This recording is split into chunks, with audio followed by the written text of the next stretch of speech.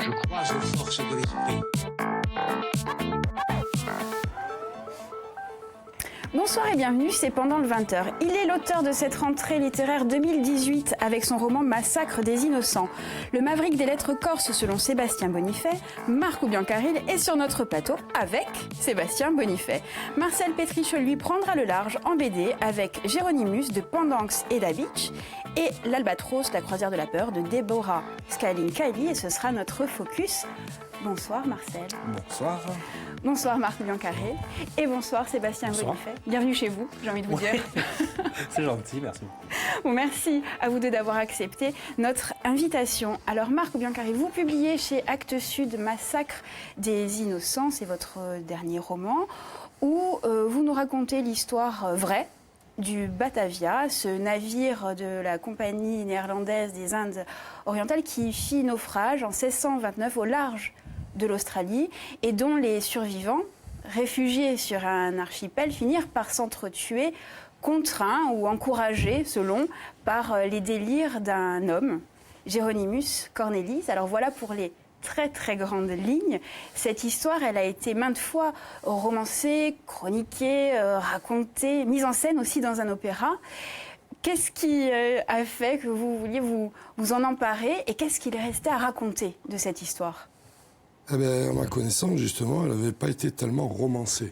Elle avait été adaptée dans des tas de domaines, mais il était réputé que le roman était difficile à écrire.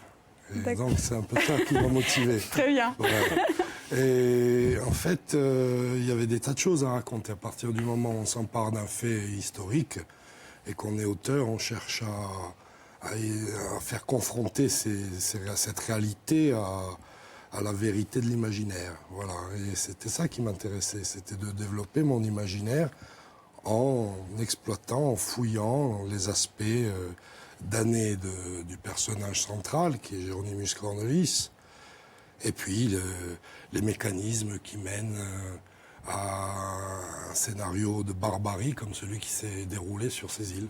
Est-ce que c'est aussi le contexte très violent de l'époque qui vous a attiré ?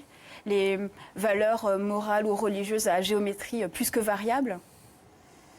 Ben, c'est l'histoire qui me plaisait. Moi, je ne pense pas qu'il y ait des périodes qui soient spécialement plus violentes que d'autres. Bien sûr, on est peut-être, nous, dans le monde occidental d'aujourd'hui, dans une période un peu plus apaisée. Mais si on cherche bien, la sauvagerie, la barbarie, elle existe encore aujourd'hui. Et si elle naît au cœur de notre société, elle est souvent aux marges ou sous le tapis. Donc, de toute façon, l'être humain, c'est l'être humain. Qu'il soit au XVIIe siècle ou qu'il soit aujourd'hui, je ne crois pas qu'il est tellement varié. Mais effectivement, l'histoire m'intéressait beaucoup. Le huis clos insulaire d'un naufrage, avec toute la violence qui a pu être incarnée dans ce fait-là, mais aussi connue en Europe ou dans le monde à l'époque. Il y avait la guerre de 30 ans quand même. C'était quand même un cadre assez extrême. C'était une espèce de guerre civile à échelle européenne, et moi, ça m'interpellait. Qu'est-ce qu'il y a de fiction dans ce roman ? Est-ce qu'on arrive à faire la part des choses à la fin ? J'espère qu'il y a essentiellement de la fiction. Oui. J'espère que après, c'est chacun y puise ce qu'il a envie d'y puiser, bien sûr. Chaque lecteur se posera la question de savoir si tel fait s'appuie sur... Mais pour moi, la fiction, elle est permanente, justement. Elle est du début à la fin. Y compris pour certains personnages, on peut se demander... Mais tous les personnages, ils ont existé, mais ils n'ont jamais existé de la manière dont je les ai dépeints et incarnés dans ce livre. Il est impossible de faire un roman sans laisser libre cours justement à la fiction, à l'imagination. Pour moi, ce qui était important, c'était que ça ait le vernis, l'apparence de l'histoire, parce que l'histoire est une source pour ce roman, mais j'avais bien sûr un propos, je pense, ou plusieurs propos à tenir à travers les personnages, à travers ce que moi je voyais de cette histoire-là. J'avais envie d'y mettre une théâtralité, j'avais envie d'y mettre une esthétique, j'avais envie dans les lacunes que laisse justement l'histoire, avec un grand H, j'avais envie d'aller puiser pour donner de la chair au personnage. Est-ce que vous étiez en train de l'écrire quand Sébastien Bonifay a décidé de vous suivre un peu partout ? Je l'avais déjà fini, je crois. Vous l'avez déjà fini ? J'avais fini, oui. Sébastien Bonifay, vous avez donc écrit et réalisé le documentaire Marc Biancaril, Maverick des lettres corses, qui est passé il y a quelques semaines sur nos antennes, sur France 3 Corse via Astel. Qu'est-ce qui vous a donné envie de suivre Marco Biancaril? Est-ce que c'est un sujet facile? Pour votre premier documentaire en plus. Hein. Alors ça, je ne sais pas si c'est un sujet facile, c'est une question extrêmement difficile. Je pense que Marc, mais c'est ce qui me l'a rendu sympathique dès le début, parce qu'on se connaît depuis quand même pas mal de temps, dans beaucoup de situations différentes. Et Marc, c'est un sujet, pour moi, ça a été un sujet parfait, d'une facilité folle. Mais je pense que Marc, échaudé peut-être par beaucoup de choses et à la lumière de son parcours, il décide de vous donner sa confiance une fois qu'il a décidé de vous la donner. Et avant, il ne faut pas s'étonner s'il ne vous la donne pas, et s'il ne vous la donne pas, il agit en fonction. Mais une fois qu'il vous l'a donné, il vous l'a donné totalement. Et là, alors, c'est le sujet le plus facile du monde. Vous pouvez lui passer des heures, lui poser des questions, il vous répondra, et puis il prendra toutes les questions avec exactement la même... il y répondra avec le même sérieux, ça c'est sûr, et le même investissement. Et on lui a fait faire des choses en Irlande, il n'en pouvait plus. Parce qu'il aime beaucoup l'Irlande, mais il n'a pas vu. On a vu beaucoup l'Irlande qu'il aimait, mais il n'a pas pu en profiter vraiment. On l'a fait courir. Alors vous savez quoi, je vous propose de regarder les premières minutes de ce documentaire. Ça tourne ici. Tu vas faire un clap. Ouais, comment? Attends. J'avais déjà oublié. Ça tourne là ou pas? Ouais. On va peut-être se tourner pour moi. Vas-y.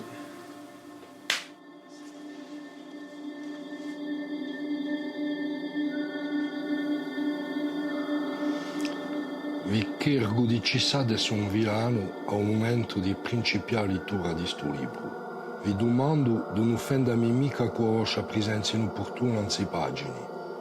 A necessità abbastanza sofferenza per una mica a meritare i commenti di un rompistacca o peggio di uno sbruzzino. Allora vi domando solo, spiegateci 2 o 3 punti importanti di sta base da ascoltare. Dopo, venite a radio di no qualcosa, di un mio punto di osservazione, ma aspettando, ascoltati. Ascoltati.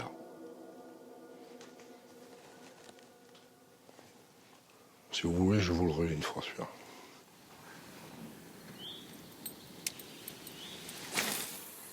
Rebelle, iconoclaste, provocateur, voire égocentrique ou coléreux, nombreux sont ceux qui ont voulu coller une étiquette à Marc Biancaril, à défaut de parvenir à le comprendre.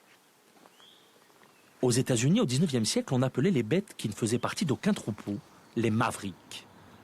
Du nom de Samuel Augustus Maverick, l'éleveur qui refusa de marquer ses bêtes au fer rouge. Avec le temps, le nom de Maverick est entré dans le langage commun. Il désigne ceux qui pensent de manière indépendante, ceux qui se foutent des règles établies et ceux qui ne rendent de compte à personne. Un Maverick sait profondément ce qu'est Marc Biancaril. Marc Biancaril, vous êtes un Maverick? Apparemment. C'est ce qu'on dit dans le film. Mais je pense que ça s'est bien trouvé. Parce qu'il y a de ça chez moi. Ouais. Mais enfin, c'est pas une posture, voilà. C'est que j'ai simplement. On le voit bien de toute façon tout le long du voilà. documentaire. Oui, il y a le besoin d'être libre, de ne pas être inféodé à des tas de choses, quoi. Oui, c'est vrai. On retourne, si vous voulez bien, sur cet archipel. Allez. Donc toujours dans votre roman Massacre des Innocents, où le mal est incarné par le personnage de Jéronymus Cornelis. Et il y a une résistance qui s'organise. Et autour d'un autre personnage, Webb Hayes. Pourtant, il n'y a pas les bons d'un côté et les mauvais ou les méchants de l'autre, puisque Jéronymus, il est accompagné dans ce chaos, et le chaos, il commence bien avant le naufrage. Il commence durant la traversée, voire même avant, mais là, on laissera les lecteurs le découvrir. Et de la même manière, Webb Hayes n'est pas un héros exempt de toute faute. Non, mais je pense quand même que, sans que ce soit manichéen, il y a quand même des personnages qui incarnent plus le mal que d'autres. Je pense que Cornelis, volontairement, il a cette charge. Après, Weber Hayes, c'est ce qu'on appellerait un personnage plus positif, comme Lucrezia Jansz d'Ochter est un personnage plus positif. Mais je pense qu'en toute vie, il y a une complexité et que le mal, le bien, les bonnes choses, les mauvaises choses, les mauvais sentiments, c'est des choses qu'on a en nous. Voilà.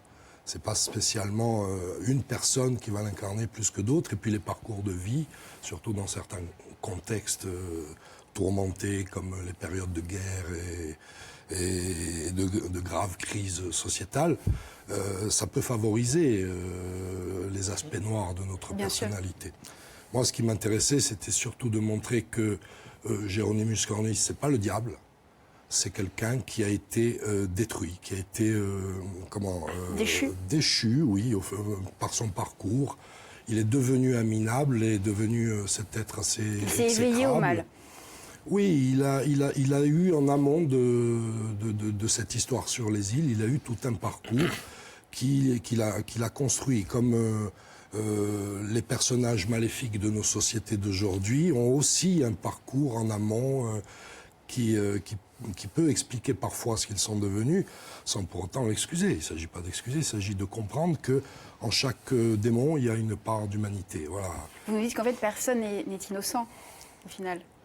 Ben, les innocents, c'est personne et tout le monde, quelque part. Voilà, ça dépend comment on conçoit l'innocence. Vous avez un rapport particulier avec cette notion, quand même, parce que pour Moreton, c'était la balade des innocents.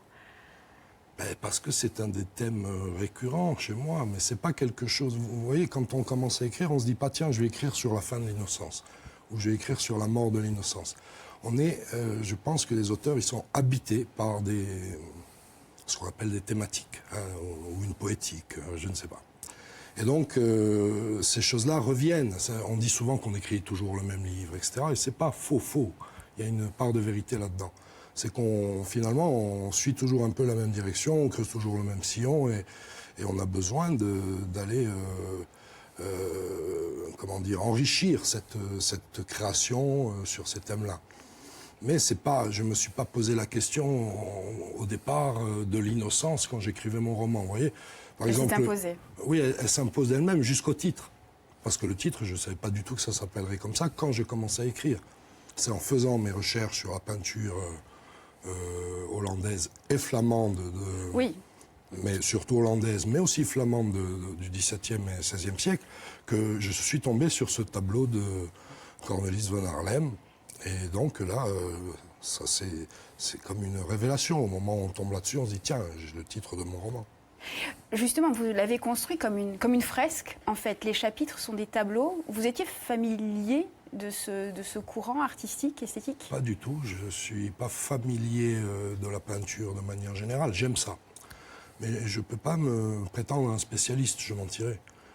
Ce qu'il y a, c'est que je fais pas mal de recherches pour des blogs, pour des tas de choses que je fais liées à la créativité. Très souvent, je suis en recherche d'iconographie. Mais l'iconographie, la peinture m'inspire aussi dans l'écriture. Et là, pour le coup, comme mon histoire se situe au XVIIe siècle, il s'est imposé que la peinture allait devenir l'élément fort de l'esthétique du livre. Voilà.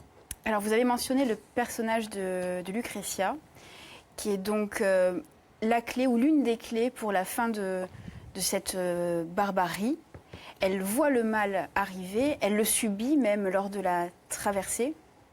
C'est aussi une sorte de rédemption. Elle porte la rédemption, Lucrezia. Oui, mais elle porte la rédemption des autres, pas tellement la sienne. Pour moi, Lucrezia, c'est celle qui, justement, la complexité pour moi de ce personnage est là. C'est qu'à un moment donné, elle accepte le mal. Elle accepte le mal parce qu'elle sait que par le mal, elle exercera le contrôle.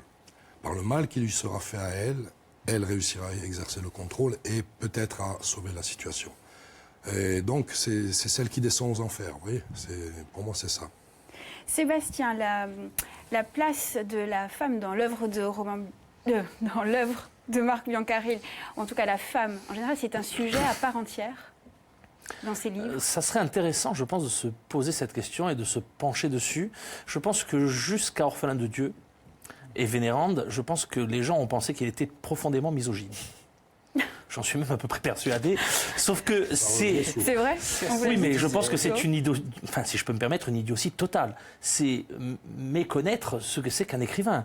Je veux dire, d'abord, les gens qui vont mal se comporter avec une femme, ce n'est pas Marc. Ce n'est pas son autobiographie qu'il écrit depuis ses premières nouvelles. Donc c'est aussi pour mettre en relief quelque chose ou pour faire avancer une histoire. C'est totalement faux, mais je pense qu'il a été bon, et je suis à peu près persuadé, je ne lui ai jamais posé la question, qu'il n'a pas fait exprès, mais je pense qu'Orphelin de Dieu a changé beaucoup de choses de ce point de vue-là. Vous le pensez, Marc Biancarel? Oui, d'abord que je suis pas misogyne, j'ai toujours pensé. D'accord. Nous pouvons... Après, j'avais peut-être une écriture un peu masculine et peut-être c'est ça qui choquait. Elle est genrée. Trash. Oui, mais sur certains textes. Sauf que ça avait du sens que ce soit comme ça. Et ça avait du sens que les femmes soient comme ça, ou que certaines femmes soient comme ça, que certains hommes soient comme ça. On bloquait sur les personnages féminins et on ne regardait pas la crapulerie des personnages masculins. Pourtant, elle était quand même présente. Après, je rejoins un peu ce que dit Sébastien, c'est-à-dire que pour Orphelin de Dieu, j'avais l'idée d'un grand personnage féminin. J'en avais besoin pour ma narration. Et simplement, je me suis pas forcé. Je me suis pas forcé à décrire une femme qui soit un personnage positif. C'est que simplement pour mon histoire, ça s'imposait pour l'histoire. Ça s'imposait, voilà, c'est tout. Et puis je pense que les femmes, si on creuse un peu le livre, mais c'est comme dans la vraie vie, ce sont souvent les gens qui s'en prennent à elles qui sont des victimes. C'est souvent pour se venger dans ce qu'écrit Marc Biancarelli que ça se passe comme ça, dans les nouvelles comme dans les romans. C'est parce que c'est la femme qui a le dessus, d'une manière ou d'une autre, et même parfois de manière inconsciente. Mais il y a quelque chose, il y a une revanche à prendre. Et on la prend de la manière la plus violente possible. Merci Sébastien. Marcel, on passe à votre chronique et On va votre pas aller très autre loin. Ouais. Géronimus. On va rester sur cet îlot, on va pas bouger. C'est une BD, 3 tomes de 150 pages. Je sais que Marc l'a lu il n'y a pas longtemps en plus, ça tombe très bien, donc hein, c'est sous votre bienveillance que je vais en parler. Donc oui, alors Géronimus, alors le premier tome, moi j'ai trouvé très intéressant parce qu'il vraiment nous situe le contexte dans lequel va partir le Batavia, les circonstances qui ont amené Géronimus à tout quitter, à abandonner sa femme. Hein.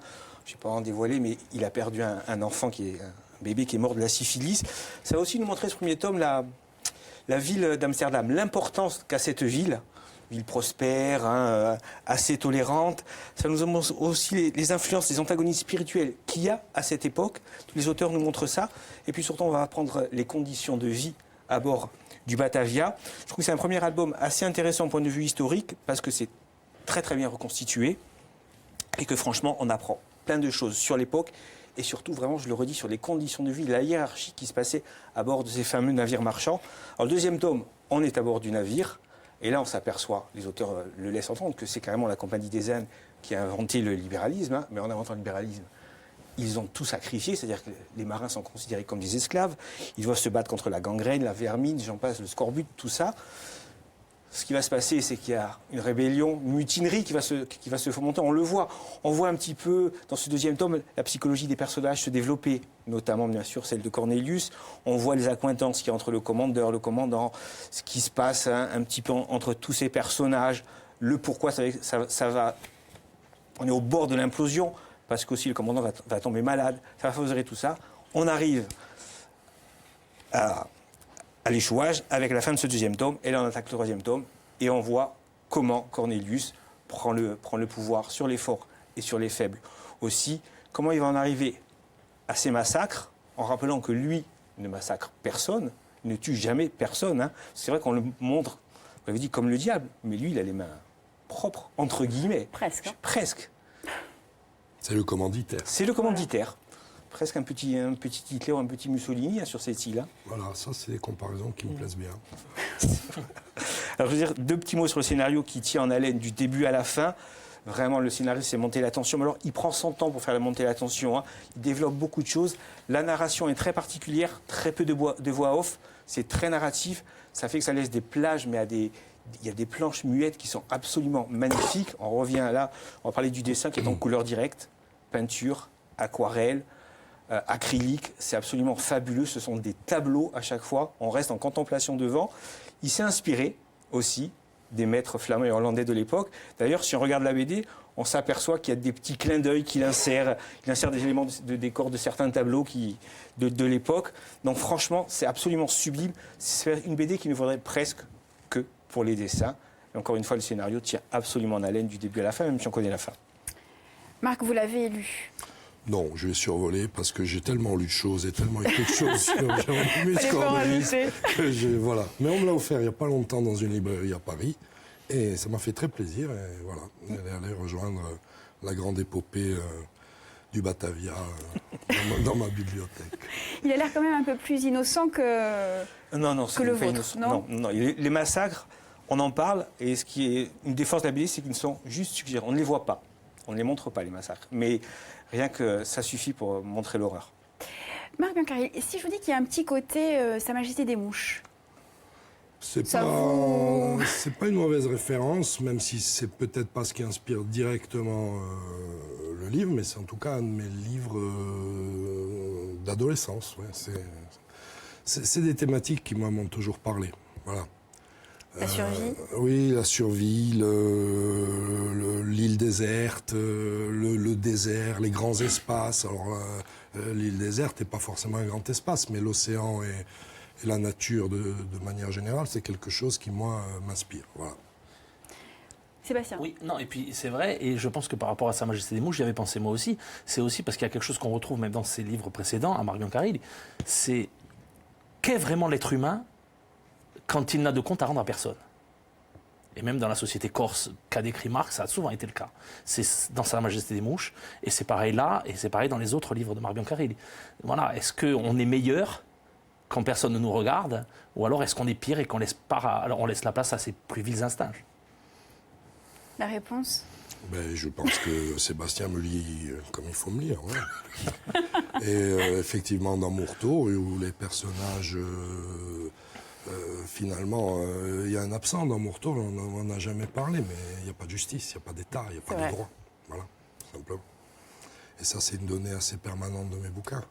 C'est que c'est le rapport direct entre les individus, loin des codes, je dirais, de la coercition étatique. Alors, dans Massacre des Innocents, vous vous éloignez de la Corse. Le temps était venu, justement, de s'éloigner. Même s'il y a beaucoup de choses à dire, il reste encore des choses à dire. Le temps est venu aussi, et ça ne me dérange pas. Hein, moi, je ne me suis jamais senti dans l'obligation ou le devoir absolu de ne parler que de la Corse. Voilà. Et heureusement. Et il y avait déjà des recueils de nouvelles où je parlais très peu de la Corse, sauf que bon, ils n'ont pas eu le même écho. Et donc on s'en est moins rendu compte, mais j'ai écrit déjà sur les conquistadors, j'ai écrit déjà sur des tas d'horizons très très différents de notre contexte insulaire. Et je continuerai, je le referai, ce qui ne veut pas dire que j'écrirai plus sur la Corse. Moi, il me faut une bonne histoire. D'abord, il faut que j'ai quelque chose qui me porte et qui m'ait nourri longtemps. Voilà. Pour écrire, j'ai besoin d'avoir été nourri très, très, très longtemps par une histoire. C'est-à-dire des années en général. Et à un moment donné, le texte est mûr. Voilà. La transition vers la chose écrite est possible. Et quand je m'y mets, je travaille et ça donne une histoire. L'histoire, elle vous viendra peut-être en Irlande? C'est le grand challenge. Maintenant, j'ai tellement parlé du fait que j'allais en Irlande que tout le monde attend un livre en Irlande. Forcément. Et si je ne sens rien sur l'Irlande, je ne sais pas. Mais Ça viendra, tout simplement. ça viendra, je pense, peut-être. Voilà. Ouais, j'ai des idées, mais voilà, je ne veux pas forcer les choses. Sébastien, est-ce que le Marc Biancaril irlandais est différent du Marc Biancaril porto-vecchien ou parisien qui donne des conférences à Normal Sup, qui fait la une des magazines? Non, parce que c'est ce qui a sous-tendu le projet du documentaire, c'est que Marc Biancaril est à peu près le même partout. C'est-à-dire que je pense, et c'est pas du tout, il y a des gens qui ont pu prendre ça pour de l'égocentrisme ou de la prétention, mais il ne change pas, c'est pas du tout un caméléon, peu importe qui il a en face, c'est le même. Peut-être parce que le temps et ce qu'il a eu à affronter quand il est devenu écrivain ont fait qu'il est sûr de ce qu'il est. Voilà. Donc je pense que l'Irlande, s'il s'empare de cet imaginaire-là pour écrire, ça risque d'être très intéressant. La suite, Marc Biancaril, est-ce que vous imaginez vos livres traduits en anglais, par exemple? Oh, ben, j'aimerais bien. Ça me plairait, toute traduction. J'ai déjà été traduit en espagnol, D'accord. en hollandais. Pour quel Parfois, un ouvrage? Dieu, il a été traduit en espagnol. Mourtour, il a été traduit en hollandais. J'ai été traduit en français souvent. Et voilà. Et non, en anglais, ça a failli se faire, mais ça s'est pas fait pour l'instant. On en parlait en off, moi je vois très bien ces livres en bande dessinée. Avec son style d'écriture, c'est une idée. ça s'y prêterait magnifiquement. Et où en Oui. êtes-vous de la traduction d'Hamlet? Ah, j'ai fini. Ce qu'il y a, c'est qu'il faut un peu de temps pour l'éditer. Et puis, c'est peut-être pas le moment maintenant de le sortir en même temps que le livre, le roman que je viens de publier, quoi. Non, chaque chose en son temps. Chaque chose en son temps, mais ça va se faire bientôt, je pense. Très bien, Marc J'espère. Biancaril. On espère aussi. Marc Biancaril, merci beaucoup. Je rappelle Massacre des Innocents Merci aux à vous. éditions Actes Sud, Sébastien Bonifay. Merci beaucoup. À très bientôt avec un nouveau doc, pourquoi pas. Espérons. On guette ça avec impatience. Marcel, merci, on se dit à bientôt. Très bientôt. N'est-ce pas? À demain, ou pas d'ailleurs, je sais plus, on verra. Allez, pendant le 20h, c'est fini pour aujourd'hui, mais ça continue en replay sur Internet. Merci de nous avoir suivis. On se dit à très bientôt, toujours sur France 3 Corse via Style. Merci beaucoup.